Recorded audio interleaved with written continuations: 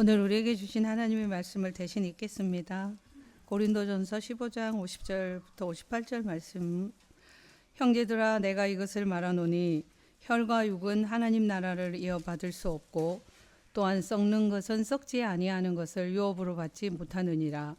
보라, 내가 너희에게 비밀을 말하노니 우리가 다 잠잘 것이 아니요 마지막 나팔에 순식간에 호련히 다 변화되리니 나팔 소리가 나매 죽은 자들이 썩지 아니할 것으로 다시 살아나고 우리도 변화되리라. 이 썩을 것이 반드시 썩지 아니할 것을 입겠고 이 죽을 것이 죽지 아니함을 입으리로다.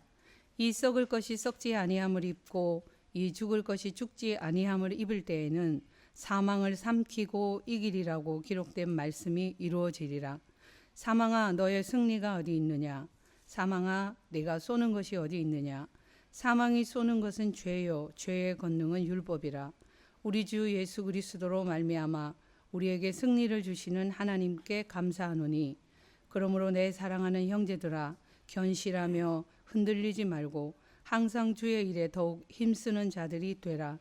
이는 너희 수고가 주 안에서 헛되지 않은 줄 알미라. 아멘.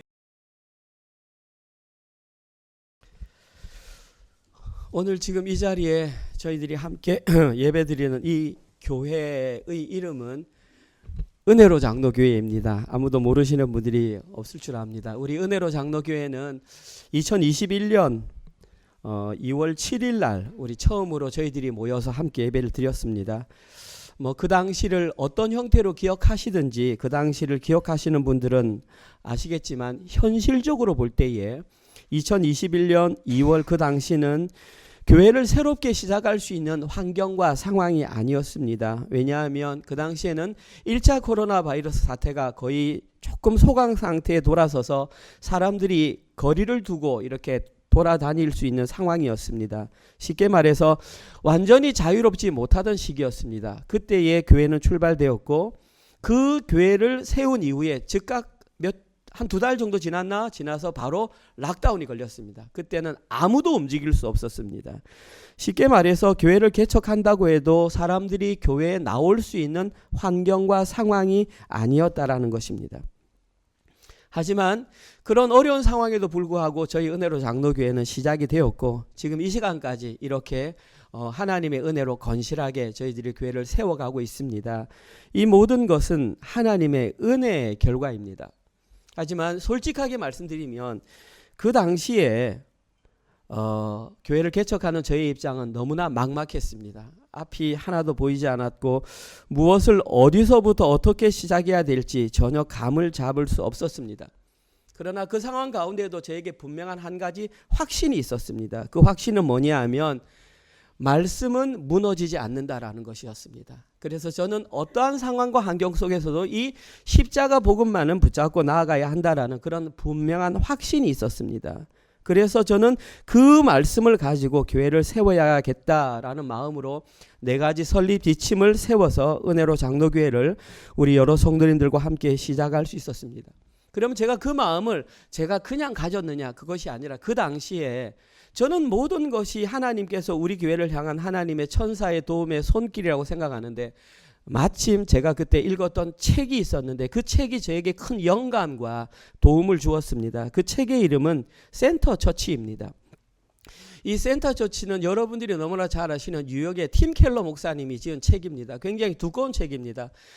제가 어떤 환경을 통해서 저 책을 읽었는데 저 책 속에서 여러 가지 많은 내용들이 있지만 가장 핵심적으로 내용나게 복음이 무엇인가, 복음에 대한 명확한 정의가 저 책에 기록되어 있었고, 저는 몇 명의 사람이 모이든 상관없이 복음을 정확하게 전해야 되겠다. 그리고 두 번째는 복음을 방해하는 2가지 요소가 저기에 정확하게 기록되어 있습니다. 복음을 방해하는 2가지 요소는 하나는 율법주의고 하나는 무율법주의입니다.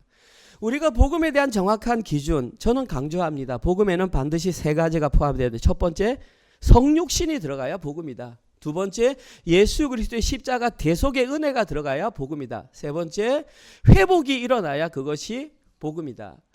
저는 이 내용을 읽으면서 굉장히 많은 도움을 받았고 영감을 받았습니다. 그리고 특별히 제가 영감을 받았던 부분은 회복에 관한 부분입니다.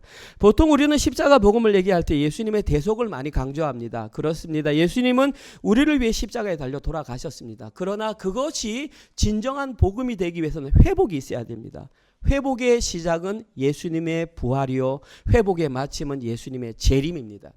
여기에 대한 분명한 생각이 없으면 우리는 온전한 복음을 알고 있다고 말할 수 없습니다. 저는 이 책을 읽으면서 마음이 뜨거워지면서 이와 같은 교회를 세워가면 되겠다. 사람 중심의 교회가 아닌 예수 그리스도 중심의 복음으로 교회를 세워가면 그곳에 몇 명이 모인다 할지라도 하나님은 틀림없이 그 교회를 세워갈 것이라는 확신이 있었습니다. 오늘 우리가 살펴볼 내용이 바로 그 회복에 관한 핵심 내용, 부활에 관한 내용이 오늘 저희들이 살펴볼 내용입니다. 오늘 저희들은 부활이 무엇인지를 한번 간략하게 살펴볼 것입니다. 그런데 부활의 내용 가운데에 왜 특별히 부활을 언급했는가? 저희들은 지난주 본문에 왜 사랑인가를 통해서 은사 위에 사랑이 더해져야만 교회가 온전히 선다라는 것을 배웠습니다. 그리고 사랑이 무엇인지도 명확하게 정의했습니다. 거기에서 말씀을 마무리해도 아무 문제가 없습니다. 그런데 왜 사도 바울은 아주 긴 내용을 할애하면서 고린도전서 15장 내용을 통해서 부활을 언급했던 것일까요? 왜 사도 바울은 부활을 언급하지 않으면 안 되는 긴박한 마음을 느꼈을까요? 오늘 본문을 통해서 여기에 대한 두 가지 이유를 살펴보면서 지금 이 시대를 하나님의 백성으로 살아가는 저희들에게 하나님께서 주시는 그 메시지가 무엇인지를 함께 살펴보도록 하겠습니다. 오늘 저희들이 첫 번째 살펴볼 내용은 사도 바울이 부활을 언급했던 첫 번째 이유입니다. 첫 번째 이유와 관련된 내용은 50절에서 53절 사이에 정확하게 기록되어 있습니다.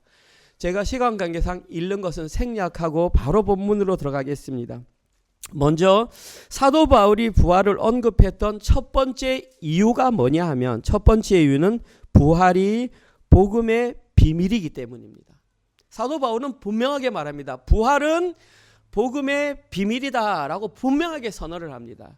너희들이 이 부활의 복음의 비밀을 알지 못하고서는 신앙생활을 이후에 올바로 할 수 없다라는 것을 명확하게 사도 바울은 알았던 것입니다. 사도 바울이 첫 번째로 부활을 언급했던 이유는 부활은 복음의 비밀이기 때문입니다. 부활이 복음의 비밀이라는 내용이 구체적으로 기록된 내용은 51절입니다. 오늘 본문 51절을 한번 보십시오.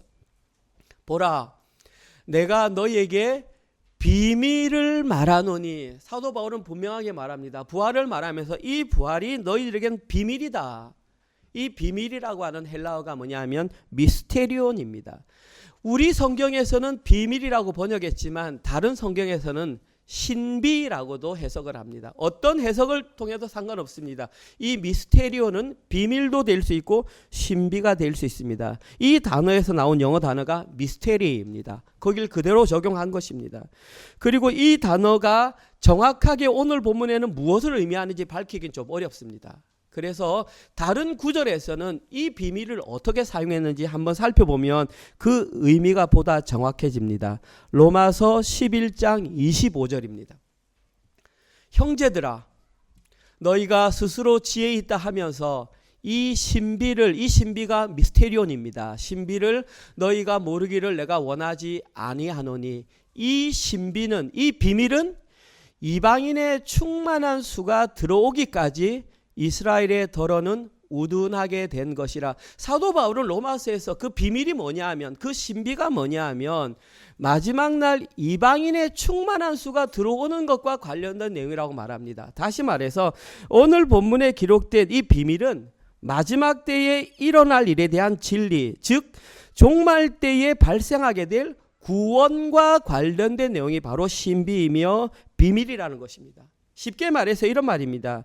오늘 본문에서 말하는 비밀은 단순히 사람들이 모르면 이렇게 그냥 감추어주는 어떤 내용이 아니라 종말의 때에 성도의 구원이 어떻게 이루어지는지 그것이 감추어져 있는 내용. 더 직접적으로 말하면 부활과 관련된 내용이라고 말할 수 있습니다. 오직 부활을 제대로 아는 자들만, 부활을 제대로 살아내는 자들만 구원에 해당된다라는 그 비밀이 오늘 본문에 정확하게 기록되어 있습니다. 오늘 다시 본문으로 51절로 한번 돌아가 보시면 이 비밀에 대한 정확한 내용이 뭐냐 하면 끝부분입니다. 그 비밀은 어떻게 나타나느냐? 오늘 보면 두 가지로 기록돼 첫 번째가 변화입니다. 변화가 일어납니다. 변화가 일어나는 것이 부활입니다. 어떤 부활인지는 오늘 본문에 정확하게 나와 있습니다. 우리가 다 잠잘 것이 아니요 마지막 나팔의 순식간에 다 변화하리니, 저기에는 변화에 대한 분명한 세 가지 내용이 다 들어가 있습니다. 그런데 그 내용을 살펴보기 전에 먼저 우리가 다 잠잘 것이 아니요라는 내용을 먼저 알아야 됩니다. 성경에서 주로 잠은 죽음을 메라포합니다. 메라포는 비유입니다. 성경에는 주로 잠을 죽음으로 비유합니다. 그래서 저거를 죽음으로 바꿔도 됩니다. 우리가 다 죽을 것이 아니요. 무슨 말이냐면 예수님께서 재림하실 때에 죽지 않고 살아남은 자가 있다라는 것입니다. 사도 바울은 제가 볼 때는 거의 확신했습니다. 뭐냐 하면 자기가 이 세상을 사는 동안 예수님이 다시 오실 것이라는 확신이 있었던 것 같습니다. 그래서 우리들 가운데에 다 죽는 것이 아니라 산채로 예수님의 재림을 맞이하는 자도 있을 것이다 확신하고 저렇게 적었던 것 같습니다. 아무튼 우리가 다 잠잘 것이 아니오라는 말은 여기 있는 사람 가운데 죽지 않고 부활을 재림을 보는 자도 있다, 지금 그 말을 하고 있는 것입니다. 그리고 부활에 관한 변화에 대한 세 가지 내용. 첫 번째, 언제 부활이 일어나느냐. 첫 번째, 변화의 시기입니다. 첫 번째 나오는 변화의 시기는 51절에 보면 이렇게 나옵니다. 다시 한 번 더 51절을 보여주십시오. 마지막 나팔에 이렇게 나와 있습니다. 자, 변화는 언제 일어나느냐? 예수님이 오실 때 마지막 나팔이 쫙 울립니다. 이 마지막 나팔이 의미하는 것은 예수님께서 재림, 신랑 되신 예수님으로 이 땅 가운데서 재림의 왕으로 오실 때 우리는 그때를 마지막 나팔 때라라고 말합니다. 다시 말해서 재림의 때에 변화가 일어날 것이다. 첫 번째 변화의 순간은 예수님께서 이 땅에 다시 오는 순간 어떤 변화가 일어날 것이다. 이것이 첫 번째 변화의 내용. 두 번째 변화의 내용은 어떻게 변화가 일어나는가입니다. 오늘 본문에 이렇게 변화가 나타납니다. 순식간에 홀연히 변한다라는 것입니다. 이걸 쉽게 말하면 그냥 즉각적으로 변화가 일어난다는 것입니다. 예수님께서 재림하십니다. 자, 그런데 그때 어떻게 변하냐면 순식간에 홀연히 바뀐다라는 것입니다. 오늘 본문이 재미있는 것이 한글 성경에는 순식간에 홀연히가 51절 중간에 기록되어 있지만 원어를 보면 저것이 제일 마지막에 기록되어 있어서 52절 전체를 수식하는 걸 볼 수 있습니다. 그러면 순식간에 변하는 내용이 52절 내용입니다. 어떻게 변하냐면 이렇게 변합니다. 보십시오. 나팔 소리가 남에 죽은 자들이, 저기서 말하는 죽은 자들이 누구냐면 예수 믿다가 먼저 죽은 사람들. 우리들 가운데 예수를 믿습니다. 그런데 예수님이 재림하기 전에 먼저 죽는 사람들, 그 사람들을 죽은 자들이라고 표현합니다. 보십시오. 첫 번째, 먼저 죽은 자들이 썩지 아니할 것으로 다시 일어나고 변한다라는 것입니다. 썩지 아니하는 어떤 형태로 다시 일어난다는 것입니다. 두 번째, 우리도 변화하리니, 여기 우리는 죽지 않고 살아있던 사람들의 모습이 변한다라는 것입니다. 그런데 어떻게?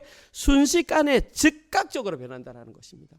지금 무슨 얘기하나 아마 이렇게 생각하는 분들도 계신데, 예수님이 재림이 되면 이 변화가 그렇게 일어난다라고 사도 바울은 자기의 생각을 정확하게 성경에 기록하고 있습니다. 너희들이 이것을 반드시 알아야 한다. 죽은 자들이 먼저 살아나는데 썩지 않을 것으로 살아나고 우리도 우리의 삶이 이렇게 모습이 변한다.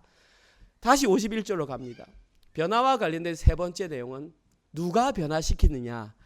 변화되리니라는 이 단어입니다. 이 변화되리니라는 단어의 원어적인 표현은 뭐냐 하면 미래 수동태입니다. 변화될 것이다. 그런데 수동태니까 변화가 되어질 것이다. 52절도 마찬가지입니다. 우리도 변화되리라, 똑같은 단어, 똑같은 시제입니다.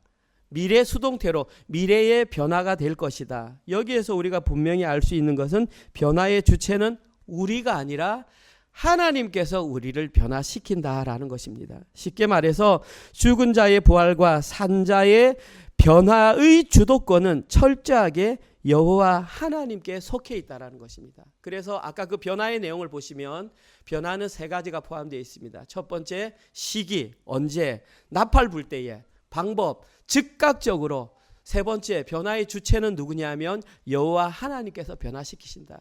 첫 번째 그 비밀의 내용은 변화인데 사람들이 그러면 그까지는 이해하겠어요. 그런데 그 변화가 실제로는 어떤 형태로 이루어집니까? 라고 질문을 합니다. 이 질문은 이 시대의 질문뿐만 아니라 사도 바울 당시의 성도들도 그렇게 질문을 했습니다. 고린도전서 15장 35절에서 38절입니다. 어저께 본문입니다. 사도 바울이 그렇게 적었습니다. 누가 묻기를 사도 바울에게 묻습니다. 죽은 자들이 어떻게 다시 살아나며 만약에 살아난다면 어떠한 몸으로 오느냐라고 틀림없이 물을 것이다. 사도 바울은 당연히 알고 있습니다. 죽은 자들이 살아난다고 어떻게 살아나? 그러면 어떠한 방법으로 어떠한 몸으로 살아나느냐? 사도 바울이 대답합니다. 어리석은 자여, 네가 뿌리는 씨가 죽지 않으면 살아나지 못하겠고 또 네가 뿌리는 것은 장래의 형체를 뿌리는 것이 아니요 다만 밀이나 다른 것의 알갱이 뿐이로되 하나님이 그 뜻대로 그에게 형체를 주시되 각 종자에게 그 형체를 주시느니라. 사도 바울의 핵심 내용은 그것입니다. 이 어리석은 사람아, 한 가지만 생각해 보아라. 식물을 생각해 보아라. 네가 지금 눈에 보고 있는 이 꽃이 원래 꽃으로 심겼느냐? 그 꽃이 심길 때는 거의 손톱에 보이지 않는 이 씨로 심겼다. 그런데 이 씨가 땅에서 썩어져서 그것이 변화해서 꽃이 된 것처럼 부활의 모습이 그와 같다라는 것입니다. 지금 네가 이 알갱이를 보고 꽃의 변화를 알 수 없듯이 부활된 너의 모습도 바로 그와 같은 것입니다. 변화는 그런 형태로 일어난다는 것입니다. 알에서 새가 되듯 벌레에서 곤충이나 나비가 되듯이 그 이전과 이후의 상태는 전혀 연결이 되지 않는 전혀 새로운 상태이다. 그러나 이 모든 것은 전적으로 하나님의 주권에 속해 있다. 따라서 씨를 보고 꽃을 상상할 수 없듯이 변화된 모습은 여러분들이 상상하기가 쉽지 않을 것이다. 사도 바울이 대답할 수 있는 것은 여기밖에 없습니다. 그러나 한 가지 분명한 것은 내가 말해줄게. 오늘 본문 50절입니다. 변화에 관해서 내가 분명한 한 가지는 말해줄게. 형제들아, 내가 이것을 말하노니 혈과 육은 하나님 나라를 이어받을 수 없고 또한 썩는 것은 썩지 아니한 것을 유업으로 받지 못한다. 분명한 한 가지는 뭐냐 하면 지금 여러분들이 가지고 있는 혈과 육, 다른 말로는 살과 피입니다. 지금 우리가 가지고 있는 이 살과 피로는 하나님 나라를 이어받을 수 없다. 이 상태로는 하나님 나라 못 들어간다. 또 풀어서 얘기하면 또한 썩는 것, 썩어질 것을 이미 오염된 것들 가지고는 썩지 아니한 것, 하나님의 거룩한 것들을 유업으로 받을 수 없다. 이것만은 내가 정확하게 말할 수 있다. 지금 이 상태, 이 몸으로는 그 누구도 하나님 나라에 갈 수 없다. 반드시 변화가 일어난다. 그리고 이 생각들이나 마음들이나 이런 것들이 부패하고 오염된 상태로는 하나님의 나라를 유업으로 받을 수 없다. 이것이 분명하다. 그러니까 그 당시 고린도 성도들이 이렇게 말합니다. 봐라, 우리 말이 맞지? 무슨 말? 육체는 더러운 것이고 영만 깨끗한 것이 아니냐. 당신이 말이나 우리 말이나 똑같지 않느냐. 지금 그렇게 말합니다. 그러나 여러분 분명히 기억하십시오. 비록 이 몸으로는 하나님 나라에 들어갈 수 없지만 이 육신은 더러운 것이 아닙니다. 다시 한번 말씀드립니다. 이 상태로는 하나님 나라에 들어갈 수 없지만 지금 우리가 가지고 있는 인간의 육은 더러운 것이 아닙니다. 왜냐하면 하나님께서 하나님의 형상으로 흙으로 만들었기 때문에 그냥 그 존재로서 가치가 있는 것입니다. 다만 죄로 인해 물든 이 상태로는 하나님 나라에 들어갈 수 없다라는 것입니다. 따라서 그 당시 헬라 이원론에서 말하는 영은 깨끗하고 몸은 더럽다라는 생각이라든지 영지주의자들이 가지고 있던 생각들은 잘못되었습니다. 이것과는 전혀 일치하지 않습니다. 결코 우리 인간의 육은 더러운 것이 아닙니다. 다만 하나님 나라에 들어가기에 합당하지 않을 뿐입니다. 왜냐하면 죄로 인해서 우리는 이미 하나님과 관계가 단절되고 썩어 있어서 이 상태로는 하나님 나라에 못 갑니다. 따라서 우리가 하나님 나라에 들어가기 위해서는 반드시 하나님 나라에 들어가기 합당한 몸으로 변화가 일어나야 됩니다. 그러면 그 변화는 어떻게 일어날까요? 이것이 비밀의 두 번째 내용입니다. 오늘 본문에서 사도 바울은 우리의 변화는 이런 방식으로 일어난다고 말합니다. 53절입니다. 이 썩을 것이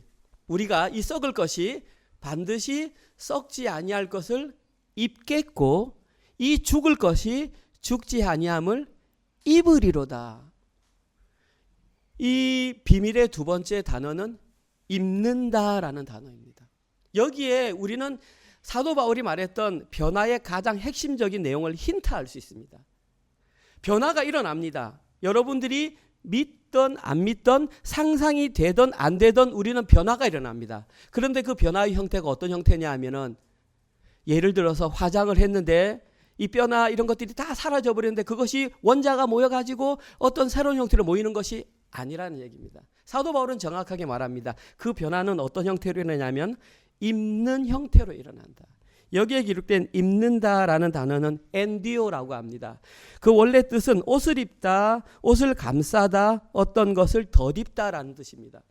마찬가지로 이 본문만 가지고 입다는 것이 무엇인지 해석하기는 어렵습니다. 그래서 사도 바울이 다른 본문에서 이 단어를 어떻게 사용했는지 보면 그 의미를 쉽게 추정할 수 있습니다. 고린도후서 5장 4절입니다. 고린도 전서를 마치고 고린도 후서를 고린도 교회에 보냈던 내용입니다.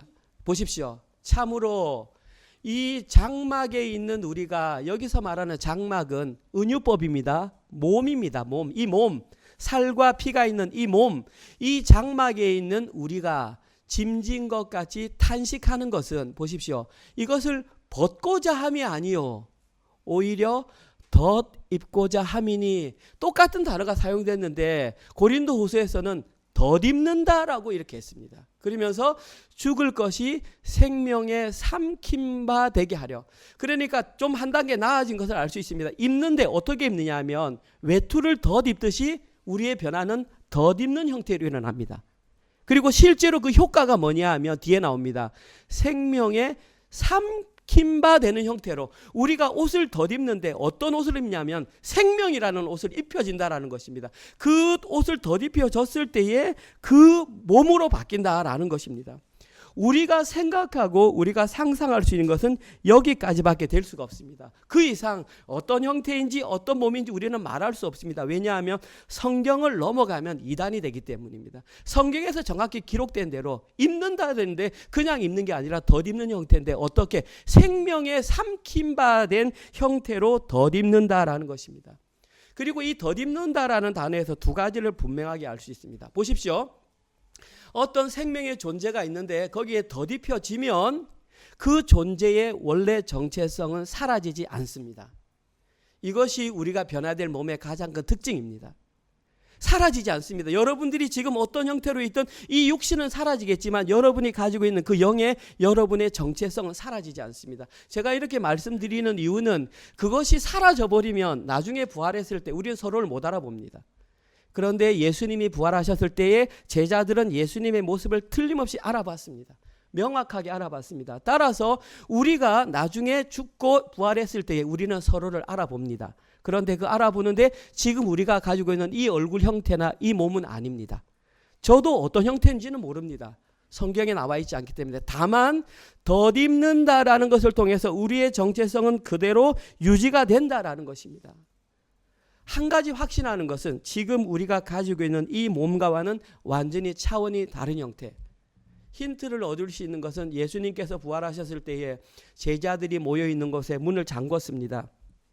예수님은 아무런 어려움 없이 그 곳을 통과하셨습니다. 이것이 의미하는 것은 예수님은 우리가 알고 있는 시공간의 차원을 넘어서는 몸을 가지고 있다는 것입니다. 따라서 우리가 부활할 변화된 몸의 형태도 시공간을 넘어서는 그런 형태의 몸이라는 것입니다. 지금과는 차원이 다른 형태. 두 번째 형태로, 두 번째 저기서 덧입는다라는 것에서 우리가 알 수 있는 것은 뭐냐 하면, 이 덧입는 걸 통해서 예수 그리스도의 생명이 우리의 삼켜진 바 되므로 우리의 삶을 통해서 예수 그리스도의 삶이 드러나야 한다라는 것입니다. 그것이 또 다른 하나의 증거가 된다라는 것입니다. 아무튼 오늘 본문에서 우리에게 나타내는 이 비밀과 관련된 것은 첫 번째 변화, 두 번째 입는다라는 것입니다. 이것 외에 우리가 설명할 수 있는 비밀에 관한 내용은 없습니다. 왜냐하면 성경에는 여기까지만 말하고 있기 때문입니다. 따라서 저희들도 예수님께서 변하신 그와 같은 몸의 형태로 변하게 될 것입니다. 그리고 이것은 사람의 말로는 풀 수 없는 하나님이 우리에게 감추신 비밀입니다. 사도 바울은 이 비밀이라도 그들에게 알려주기 위해서 마지막 사랑으로 마무리지 않고 첫 번째 부활을 그들에게 언급했던 것입니다. 첫 번째 언급했던 이유는 부활이 성도의 복음의 비밀이기 때문입니다. 두 번째 저희들이 알 수 있는 것은 오늘 본문의 두 번째 이유입니다. 왜 사도 바울은 그 부활을 다시 한 번 더 언급했느냐. 오늘 보면 54절과 58절에 그 내용이 나옵니다. 마찬가지로 읽는 것은 생략하겠습니다. 바로 들어갑니다. 사도 바울이 부활을 언급했던 두 번째 이유는 부활이 성도의 승리이기 때문입니다. 부활 자체가 성도의 승리이기 때문에 언급할 수밖에 없었습니다. 특별히 승리 가운데에 승리의 결정적인 증거, 이 부활로 말미암아 우리의 부활이 보증된다라는 그 보증서이기 때문에 사도 바울은 분명하게 이것을 언급할 수밖에 없었습니다. 오늘 본문에서 사도 바울이 승리에 관하여 가장 먼저 언급한 내용은 57절입니다. 57절 말씀 보십시오. 사도 바울이 이렇게 말합니다. 우리 주 예수 그리스도로 말미암아 우리에게 승리를 주시는 하나님께 감사하노니. 사도 바울은 그 승리를 예수 그리스도로 말미암아 우리에게 주셨다라는 것입니다. 그리고 예수님이 주신 그 승리는 바로 스스로의 부활과 승천이신 것입니다. 그리고 이 내용을 우리는 사도 바울이 감사로 한 줄로 간단하게 고백했지만 이것은 한 줄로 고백할 수 있는 내용이 아닙니다. 사실은 이 감사의 고백을 제대로 이해하기 위해서는 성경 배경을 조금 알아야 됩니다. 시간이 조금 가겠지만 제가 배경 설명을 조금 드리겠습니다. 잠시만 집중해 주시기 바랍니다. 사도 바울이 이 내용으로 감사할 수 있었던 배경에는 먼저 천지창조로 가야 합니다. 하나님께서는 천지창조를 하실 때에 사람을 6일째 되는 날 창조하셨습니다. 그리고 보시기에 좋았다라고 하셨습니다. 이 보시기에 좋았다라는 말은 그 존재가 하나님과 충분한 교제를 할 수 있었다. 우리는 이것을 보고 뭐라고 그러냐면 선한 존재라고 말합니다. 그 어떤 죄도 중간에 가입되지 않은 하나님과 인간의 관계가 잘 연결된 서로의 마음을 같이 하는 그 상태로 살아갔습니다. 그리고 그가 살았던 곳은 에덴 동산입니다. 그렇게 사는 것이 하나님께서 사람을 창조하신 주된 목적이었습니다. 그렇게 쭉 가면 됩니다. 그러면 다른 문제가 없는데 문제는 하와가 사탄의 게임에 넘어가서 선악과를 먹었다라는 것입니다. 그리고 그 여자가 선악과를 먹고 자기의 남편인 아담에게도 선악과를 주었습니다. 이것은 단순히 과일을 먹은 사건이 아닙니다. 선악과를 먹은 것은 선악과를 먹음으로 말미암아 하나님과 연결되어 있던 관계가 끊어졌다라는 것입니다. 우리는 이것을 죄라고 합니다. 하나님과의 관계가 연결된 상태로 살아가는 것이 선이라면 하나님과의 관계가 끊어진 상태로 살아가는 것을 죄라고 하는 것입니다. 죄가 그렇게 돌아왔습니다. 그런데 그들은 다시는 하나님을 만날 수 없습니다. 그런데 그 에덴 동산 중간에 생명나무가 있었습니다. 그런데 그 생명나무를 따먹으면 그 상태로 영원히 살게 됩니다. 만약에 아담과 하와가 그 상태로 생명나무를 먹었다고 상상해 보십시오. 하나님과 끊어진 상태로 영원히 살아야 됩니다. 이것은 하나님의 마음이 아닙니다. 하나님은 그들이 회복되기를 원하셨습니다. 그래서 회복되는 복음을 창세기에서 선언했습니다. 그것이 바로 원시복음 창세기 3장 15절입니다.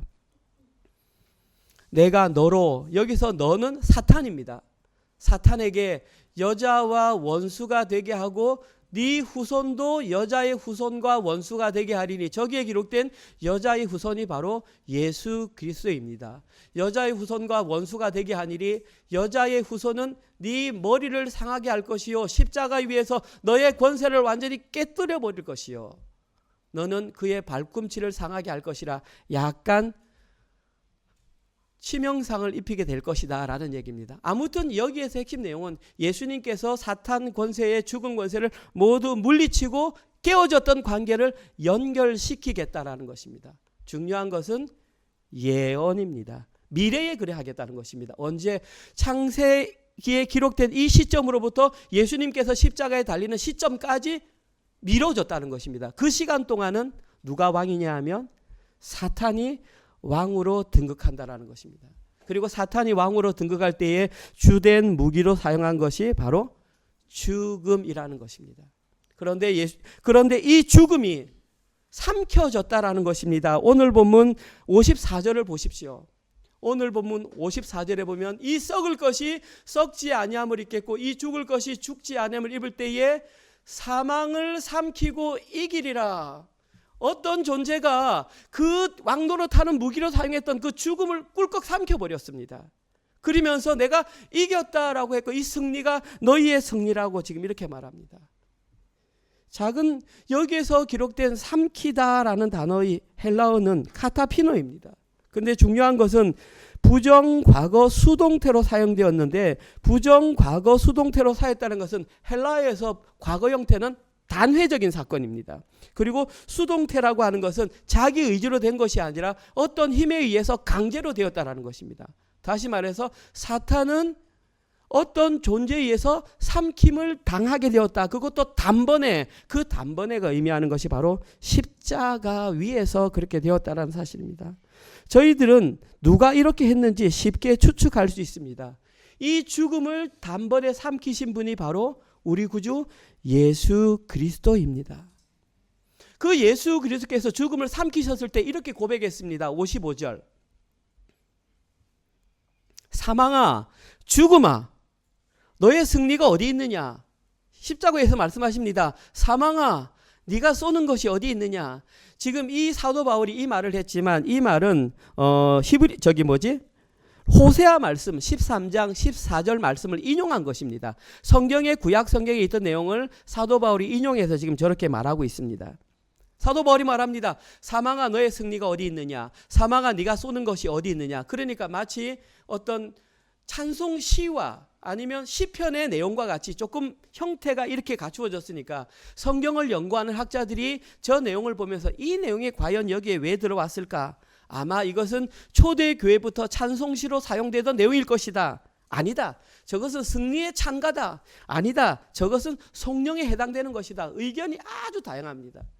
그런데 주류의 성경학자들, 대부분의 성경학자들은 이것을 어떻게 말하냐면 사망을 조롱하는 종말론적 조롱가라고 말합니다. 조롱하는 내용이다. 사망이 힘을 잃었으면 예수님께서 노래로 만든 형태가 바로 저것이다. 이렇게 대부분의 학자들은 말합니다. 특별히 가장 대표적으로 이렇게 말하는 학자가 클라우디아 얀센이라는 학자가 그렇게 말합니다. 클라우디아 얀센은 2004년에 그의 기록한 논문 우리는 모두 죽지 않을 것이다. 죽음의 권세들에 맞서는 노래 표 바꿔주십시오. 예, 저기 보시면 클라우디아 얀센이 우리는 모두 죽지 않을 것이다. 죽음의 권세들에 맞서는 노래 2004년 논문에 이 내용을 이렇게 기록합니다. 부활이 노래한다. 죽음아, 네 승리가 어디 있느냐? 죽음아, 네 채찍, 네 쏘는 것이 어디 있느냐? 대부분의 학자들은 여기에 동의를 합니다. 이것은 부활이 노래하는 것인데 죽음에 대하여 조롱하며 노래하는 것이다. 지금까지는 왕노릇했지만 예수님의 십자가 사건 이후로 너는 모든 권세를 잃어버렸다. 그래서 너에게는 아무런 힘도 없다. 다만 사람들을 속일 뿐이다. 일부에 속아 넘어가는 사람들이 웃을 뿐이지 실제로는 아무 권세가 없다라고 명확하게 노래한 것으로 많은 사람들을 인정합니다. 이와 같이 죽음은 예수 그리스도의 부활로 인해 그 권세를 잃어버리고 조롱당하는 신세가 되었습니다. 아멘. 다시 한 번 더 말씀드립니다. 죽음은 예수 그리스도의 부활로 인해 그 권세를 잃어버리고 조롱당하는 신세가 되었습니다. 이것이 의미하는 것은 우리의 현실적인 삶 가운데에 더 이상 죽음을 두려워하지 않아도 된다는 것입니다. 죽음을 두려워하지 마십시오. 예수님을 진정 믿으면 죽음은 우리의 새로운 몸으로, 물론 새로운 몸으로 변할 때는 예수님께서 오시는 시간까지 필요하지만 그때 우리 영혼은 아브라함의 품에서 평안히 살고 있습니다. 우리의 죽음이 우리를 결코 두렵게 할 수 없습니다. 죽음이 두렵게 하지 못하는데 무엇이 우리를 두렵게 하겠습니까? 이별입니까? 상처입니까? 돈에 대한 부족함입니까? 사실은 다 변명일 뿐입니다. 가장 우위에 있는 두려움은 죽음인데 그 죽음이 힘을 잃었으면 그 이후에 있는 모든 것은 사실 힘이 없고 다 허상이고 그림자일 뿐입니다. 우리는 그 허상과 그림자에 쫓겨서 두려워 떠는 것입니다. 이것이 오늘 본문이 사도 바울에게 말하는 것입니다. 그런데 한 가지 놀라운 사실이 뭐냐 하면 사탄이 그 죽음으로 백성들을 두렵게 할 때 사용했던 무기가 뭐냐 하면 율법이라는 것입니다. 오늘 본문 56절 보십시오. 사망이 쏘는 것은 죄요. 죄의 권능은 율법이라. 오늘 본문 56절에 보면 틀림없이 말합니다. 바로 죽음이 공격의 도구로 사용했던 것이 율법이라는 것입니다. 그러면 우리는 단순하게 결론을 맺습니다. 아, 율법이 죽음의 손에 잡혔으니까 율법은 나쁜 거네. 아닙니다. 율법은 결코 나쁜 것이 아닙니다. 율법은 하나님께서 이스라엘 백성들에게 모세를 통하여 주신 선물입니다. 왜? 그 율법을 통해서 나를 발견하라고. 하나님이 어떤 존재인지 발견하고 주신 선물입니다.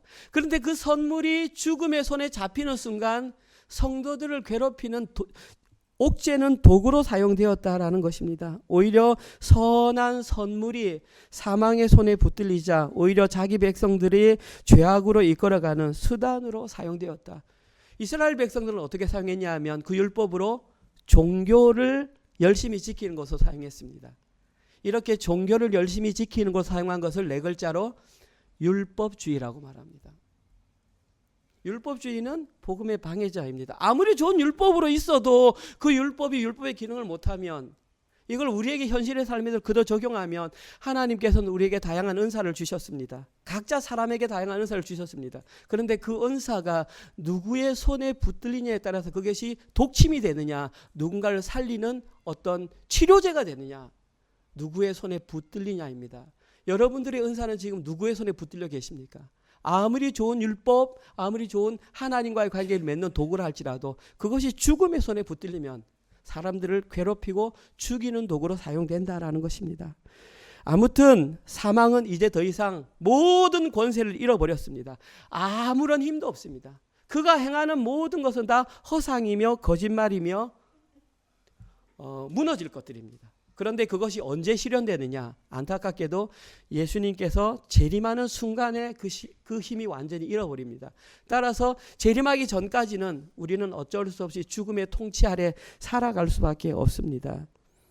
하지만 사탄도 죽음도 그 세력을 이미 잃어버렸기 때문에 우리는 두려워할 필요가 없습니다. 왜냐하면 예수님이 사망 권세를 이기시고 승리하셨기 때문입니다. 이것이 바로 예수님의 부활, 성도들의 승리의 결정적인 증거입니다. 그리고 그러한 증거를 가지고 사는 자의 삶이 어떠해야 하는지 사도 바울은 58절에서 승리에 대한 결론으로 부활을 이렇게 마무리합니다. 부활을 믿고 부활을 살아내는 자의 모습은 다음과 같이 세 가지 형태로 나타나야 한다. 그러므로 부활을 믿고 부활을 사랑하는 본문으로 돌려주십시오. 부활을 믿고 본문으로 돌려주십시오. 부활을 살아내는 내 사랑하는 형제들아, 내가 너에게 말한다. 견실하며 흔들리지 말고 항상 주의 일에 더욱 힘쓰는 자들이 되라. 사도 바울은 그들을 향하여 형제라고 부르며 세 가지를 말합니다. 첫 번째, 견실하라. 두 번째, 흔들리지 말라. 세 번째, 항상 주의 일에 힘쓰는 자가 되라. 이제 바꿔주시면 됩니다. 이것이 성도가 살아가야 할 부활을 현실의 삶으로 살아가자는 세 가지의 모습. 첫 번째, 견실해야 한다. 여기에서 말하는 견실하다라는 원어적인 의미는 건물이 견고하게 서 있다라는 뜻입니다. 마치 너희들의 마음이 건물이 견고하게 서 있는 것처럼 이 세상 상황 속에 흔들지 말고 든든한 내면으로 살아가라라는 뜻입니다. 두 번째, 흔들리지 말아야 한다. 이 말의 원어적인 의미는 뭐냐 하면 원래는 떠나다라는 뜻입니다. 떠나지 말아야 한다라는 것입니다. 외부의 충격이나 어떠한 유혹에도 밀려나지 말고 외적인 저항력을 가져야 한다. 그렇게 말하고 있습니다. 마지막 세 번째, 항상 주의 일에 더욱 힘쓰는 자가 되어야 한다. 이 말의 원어적인 의미는 풍부하고 탁월해야 된다 이 말입니다. 너희들이 살아내는 삶은 마지못해 살아내는 삶이 아니라 진짜 부활을 한다면 풍부하고 탁월하게 이겨내야 된다라는 것입니다. 사도 바울은 이것을 앞부분에도 언급했습니다. 특별히 견실해야 한다는 부분에서 33절에 이렇게 말했습니다. 속지 말라. 너희들에게 악한 동무가 있을 것이다. 이 악한 동무가 누구냐 하면 교회 안에 함께 신앙생활하는 이웃을 말합니다. 교회 안에 함께 신앙생활하는 동무 가운데에 악한 동무, 그 사람이 뭘 잘못해서 악한 동무가 아니라 부활을 믿지 않는, 부활을 살지 않는 형제가 있다 이 말입니다. 그들에게 속지 말라는 것입니다. 그들이 비록 다수라 할지라도 그들에게 속아 넘어가지 말라는 것입니다. 비록 소수라도 부활을 믿는 사람은 견고한 사람이 진짜라는 것입니다. 마찬가지로 흔들리지 말라는 내용도 34절에 이렇게 기록되어 있습니다. 그들을 대적하라. 어저께 본문입니다. 대적하라. 깨어 의를 행하라. 이것이 외적으로 이겨내는 것이다. 왜냐하면 그들은 교회 내에서 너희들이 그러한 삶을 사는 것이 잘못되었다고 미혹하고 속이기 때문입니다. 그래서 그 모든 것들을 이겨낸 것이 항상 주의 일에 더욱 힘쓰는 탁월하게 드러나는 어떤 간신히 하는 것이 아니라 탁월하게 이겨내는 모습.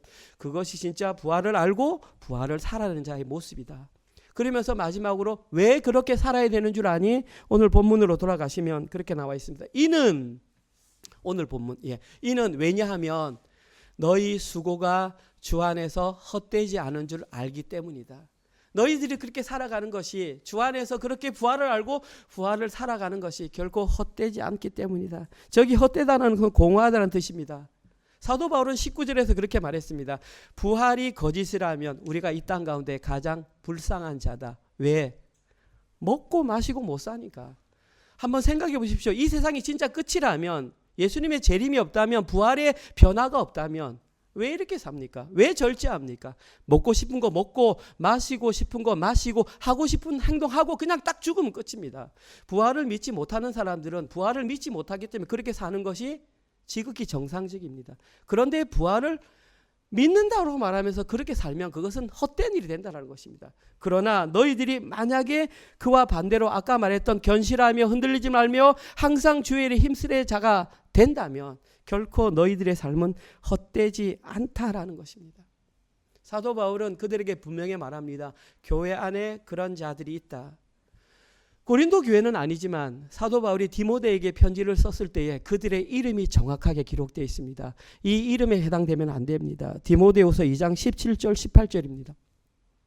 그들의 말은, 부활을 믿지 않는 자들의 말은, 부활을 살아내지 못하는 자들의 말은 악성 종양이 퍼져간 것 같은데, 악성 종양은 암입니다. 암이 퍼져나간 것 같은데 그 중에 누가 있냐면 후메네오와 빌레도가 있다. 디모데에게 편지 쓴 것입니다. 근데 그들은 뭐라고 말했냐 하면 이렇게 말합니다. 진리에 관하여, 부활에 관하여 그들이 잘못되었다. 왜냐하면 그들은 이렇게 말합니다. 부활이 이미 지나갔다. 그들은 예수님의 부활로 끝이 났다. 이미 지나갔다 하므로 어떤 사람들의 믿음을 무너뜨린다. 잘못된 것을 지도자의 자리에 서서 사람들에게 이미 부활이 지나갔으니 이 땅에서 먹고 마시고 살자, 헬라적인 이념으로 몸은 더러운 거니까 몸은 그냥 함부로 대하고 영만 거룩하면 된다라는 잘못된 가르침으로 주변에 있던 성도들을 무너뜨렸다라는 것입니다. 이것이 교회 안에 발생했던 실제적인 모습입니다. 이와 같이 성도라고 해서 부활이 당연하게 믿어지는 것은 아닙니다. 부활은 하나님의 특별한 은혜로 부활의 주님을 직접 만난 자들만 믿을 수 있는 승리의 증거이자 성도가 종말의 날까지 유일하게 자신을 지켜낼 수 있는 유일한 소망이 바로 부활입니다. 사도 바울은 이것을 너무나 확신했기 때문에 사랑으로 그치지 않고 그 이후에 다시 한번 길게 부활에 관해서 기록했던 것입니다. 이것이 오늘 본문에서 왜 부활을 기록했는지 두 가지 이유입니다. 오늘 설교를 마무리하겠습니다. 만약에 오늘 본문에 기록된 내용으로 이 땅에 존재하는 사람들을 분류한다면 이렇게 두 부류로 분류할 수 있을 것입니다. 첫 번째 부류는 이 땅에 존재하면서 예수님의 부활을 사실로 믿는 자들. 지금 이 땅의 현실로 말한다면 예수님의 부활을 사실로 믿는 자들을 우리는 기독교인이라고 말할 것입니다. 여기에 반대되는 두 번째 부류의 사람들은 예수님의 부활을 사실로 믿지 않는 자들로 나누어질 것입니다. 아마도 이 땅을 살아가는 기독교인을 제외하고 거의 대부분의 사람들이 두 번째 부류에 해당되지 않을까 싶습니다. 그들은 모든 가치를 물질에서 찾는 유물론자들이 가진 생각들에 지배되어 있는 사람들입니다. 그들은 물질이 최고라고 보기 때문에, 보이는 것이 사실이라고 믿기 때문에 부활을 믿지 못하는 것입니다. 특별히 여기에 가장 대표적인 자들이 공산주의자들입니다. 공산주의자들은 기독교인들이 부활을 믿는다는 이유 하나만으로 그들을 박해하고 있습니다. 지금 21세기를 살아가는 지금 이 시대에도 중국에서는 기독교가 박해를 받고 있고 북한에서는 즉결 처분을 받습니다. 이것이 이 시대에 지금 현재 살아가고 있는 현재의 모습입니다. 너무나 안타까운 모습입니다. 저희들은 그런 어려운 환경 속에서 신앙생활하는 자들을 위해서 함께 기도해야 합니다. 그런데 제가 진짜 더 안타까운 사실이 뭐냐 하면 자신의 몸은 부활이 있고 부활을 믿는다라고 하는 쪽에 있으면서 몸은 거기 속해 있으면서 실제로는 부활을 믿지 못하는 자들이 생각보다 이 땅에 많이 존재한다는 사실입니다. 간단하게 말해서 지금 이 시대의 교회에도 후메네오와 빌레도와 같은 사람들이 아주 많이 존재하고 있다는 사실입니다.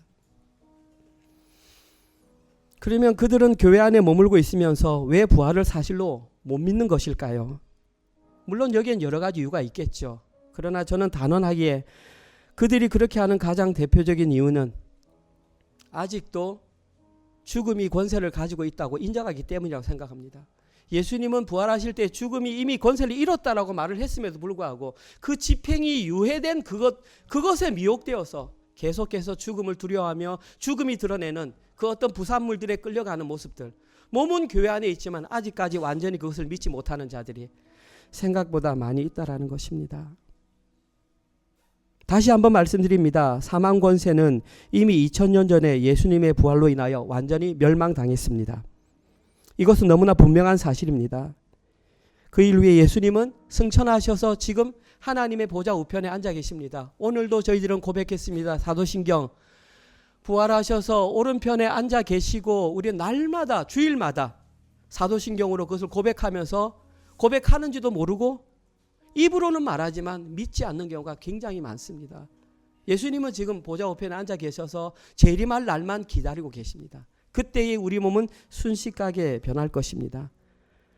따라서 지금 이 세상에서 왕노릇하는 사망은 그림자이며 허수아비일 뿐입니다. 사랑하는 성도 여러분, 거기에 속지 마시기 바랍니다.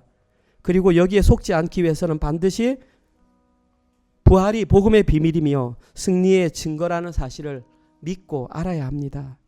그렇게 부활의 비밀을 알고 승리의 증거를 믿는 자들이 이 세상을 하나님의 백성으로 살아가는 성도요, 제자요, 하나님의 자녀들인 것입니다. 간절히 소망하기는 이 자리에 앉아 계신 모든 사랑하는 은혜로 교회 성도님들이 그런 분들이 되기를 주님의 이름으로 간절히 소망합니다. 이번 한 주간 동안도 눈에 보이는 현실과 타협하지 마시고 복음의 비밀을 아는 자답게 부활로 인해 승리의 증거를 가진 자답게 부활의 소망을 가지고 현실적인 고난을 잘 이겨내셔서 하나님의 백성다운 승리의 삶을 살아내시는 모든 분들 되시기를 주님의 이름으로 축원드립니다. 아멘. 우리 주님 감사합니다. 질병과 아픔과 여러 가지 더러운 곳으로 쓰러져가는 고린도 교회를 향하여 사도 바울이 그 교회를 살리는 하나님 위대한 말씀을 선포케 하시니 감사합니다. 특별히 부활의 복음을 담대히 선포케 하시니 감사합니다. 행여나 그 교회 가운데에 그 설교로 인하여 상처받을 자들이 있는 줄 알면서도 담대하게 그 복음을 선포했던 사도 바울의 복음들이 오늘 이 시간 은혜로 장로교회에 선포되게 하여 주시옵소서. 하나님 타협하지 말게 하여 주시옵소서. 이제 더 이상 그 권세를 잃어버린 죽음을 두려워하지 않게 하여 주시옵소서. 뿐만 아니라 죽음의 아류, 여러 가지 아픔, 시기, 다툼, 여러 가지 부족함, 이런 것들의 마음을 빼앗기지 않게 하여 주시옵소서. 그리하여서 주님만이 우리의 승리의 주이심을 그것을 삶으로 살아내는 사랑하는 모든 은혜로 가족들 될 수 있도록 인도하여 주시옵소서. 특별히 사랑하는 우리의 젊은이들이 물질의 노예로 살아가지 않도록 도와주시옵소서. 효율성의 노예가 되지 않게 하여 주시옵소서. 합리적인 이성의 노예가 되지 않도록 인도하여 주시옵소서. 때로는 이성으로 이해가 되지 않고 때로는 그것이 합리적이지 않고 때로는 효율적이지 않다 할지라도 복음이 사실이라면 복음을 믿고 순종하는 사랑하는 우리의 자녀들 될 수 있도록 은혜 내려 주시옵소서. 주님께서 우리에게 허락하신 직장과 사업체를 통하여 하나님 우리에게 수입을 허락하셨습니다. 그 수입을 통하여 하나님께 10의 1조와 주정헌금과 감사헌금과 셀 모임 헌금으로 드리게 하시니 감사합니다. 헌금에 동참한 자마다 하늘의 놀라운 복으로 채워주시고 우리가 이 땅에 물질로 살아가는 것이 아니라 하나님께서 내려주시는 만나로 살아간다는 것을 잊지 않도록 인도하여 주시옵소서. 이제는 우리 주 예수 그리스도의 은혜와 하나님의 사랑하심과 성령님의 위로 감화 감동 깨닫게 하심이 이제는 사망 권세를 물리치시고 오직 부활의 주님이 나의 주님임을 고백하며 부활의 주님을 따라 새로운 변화된 몸으로 살아내기로 결단하는 사랑하는 모든 은혜로 장로교회 성도들 머리 위에와 사랑하는 우리의 자녀들 머리 위에 지금 이 시간에도 세계 곳곳에 흩어져서 주의 복음을 증거하시는 사랑하는 선교사님들과 그들의 사역과 그들의 자녀들 머리 위에 지금부터 영원토록 함께 있을지어다. 아멘.